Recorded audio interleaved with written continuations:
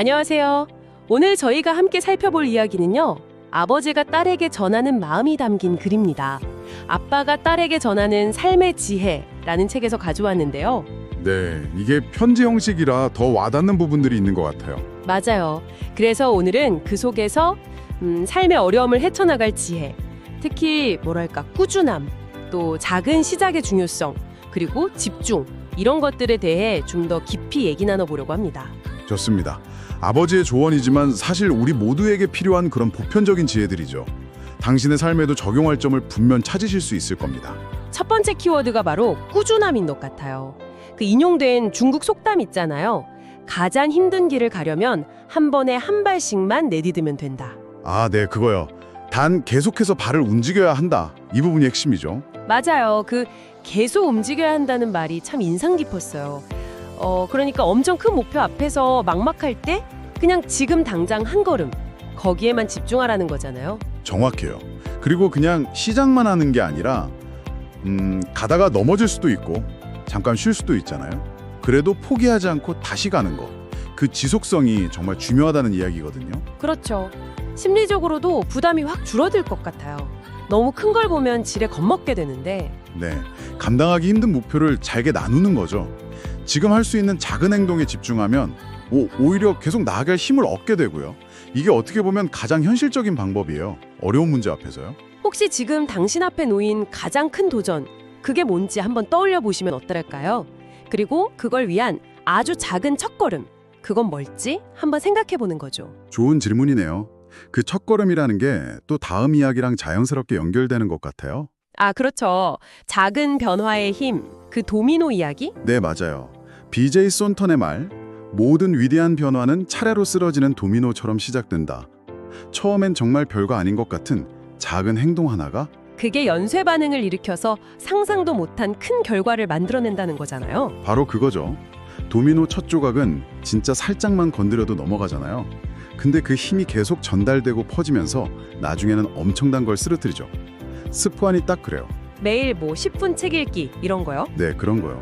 당장은 뭐 크게 달라지는 거 없어 보이죠. 근데 그게 꾸준히 쌓이면 복리 효과처럼 나중에는 정말 큰 자산이 되는 거예요. 지혜가 될 수도 있고 삶의 어떤 큰 변화로 이어질 수도 있고요. 와, 복리 효과라는 비유가 확 와닿네요. 중요한 건 그래서 그 첫 도미노를 넘어뜨리는 시작, 그리고 그걸 계속하는 힘인 거죠. 그럼 당신이 이루고 싶은 큰 변화를 위해서 오늘 당장 시작할 수 있는 가장 작은 도미노 조각 한번 찾아보는 것도 의미 있겠네요. 네, 분명히 있을 거예요. 자, 그럼 이제 작은 걸음들이 모여서 도미노를 쓰러뜨리면서 앞으로 나아갔어요.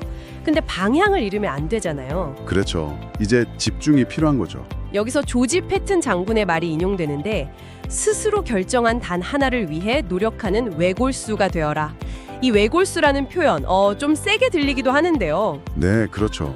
외골수 하면 약간 고집세고 다른 건 아예 안 보는 그런 이미지가 있잖아요.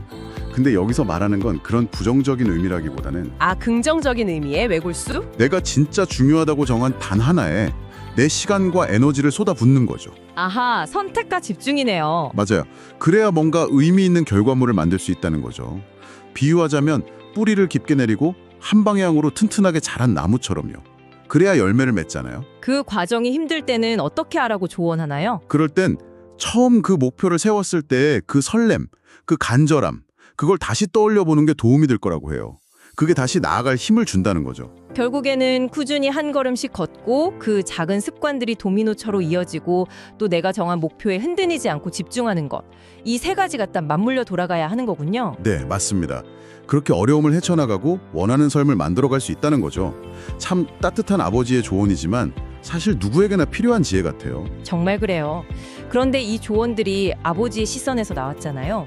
여기서 한 발 더 나아가서 생각해 볼 점이 있는 것 같아요. 오, 어떤 점일까요? 만약에요, 이 편지를 쓴 아버지가 아니라 당신 스스로가 당신 자신에게 이런 격려와 지지를 보내는 거예요.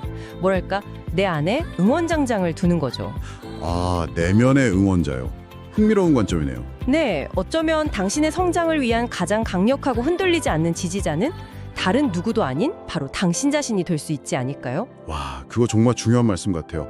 결국 나를 가장 잘하는 것도 가장 끝까지 응원해 줄 수 있는 것도 나 자신이니까요. 그렇죠. 당신 안에 있는 그 가능성을 한번 생각해 보시면 어떨까 제안하면서 오늘 이야기를 마무리할까 합니다. 네, 아주 좋은 성찰 질문인 것 같습니다. 스스로를 믿고 지지하는 힘 꼭 기억하면 좋네요.